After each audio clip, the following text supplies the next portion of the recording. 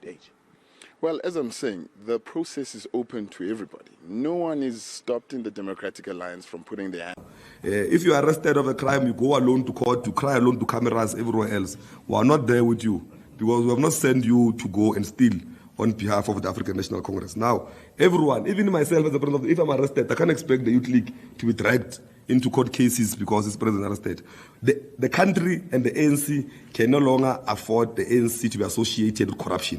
Why that stage where we cannot afford? Even if you believe that you are extremely guilty or you are innocent, you will really have to face the music alone, unfortunately. Like Johannesburg, she still has a lot of fire in her. And today, for me, as someone who has also previously worked closer with her and get to encounter her more frequently, I was also amazed at the fire that she still has. I think one thing that counts in her advantage is her experience. She's got an indefatigable spirit, in her. And that's what you need, because whoever gets to be in Joburg, and for us, hopefully it is her, you are going to need political endurance to turn around that metro, to deal with the likelihood of a multi-party coalition that's going to emerge. The fact of the matter is, we as the DA are a party of the rule of law. Yes.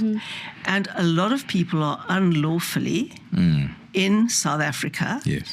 And a large number of them are concentrated in Hillbrow and the CBD. And we have to ensure that people living in South Africa are here lawfully. Yes. And that they abide by our laws and that they are contributing citizens while they are here. Now, that is enormous because it'll take a whole-of-government approach. I'm already talking to Leon Schreiber, our Minister of Home Affairs, about that. And obviously, we will bring the city and the province and all the building owners in. And if they could do that in that little square around N Street near Main Street, we can do that in many more squares across Johannesburg, incrementally.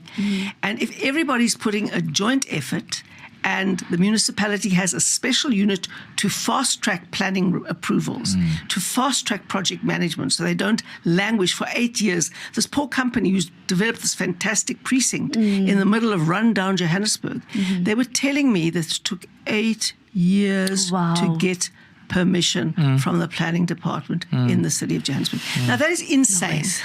You have to have a fast track, you have to have the project managers there, you have to go through all the processes, but you need a special unit to fast track those applications. And so we need to do a lot of things that are going to make it attractive for the private sector to come in. And I saw the solution. You get units, small units, they're not huge units. People get them, they pay something towards them, certainly if they're working.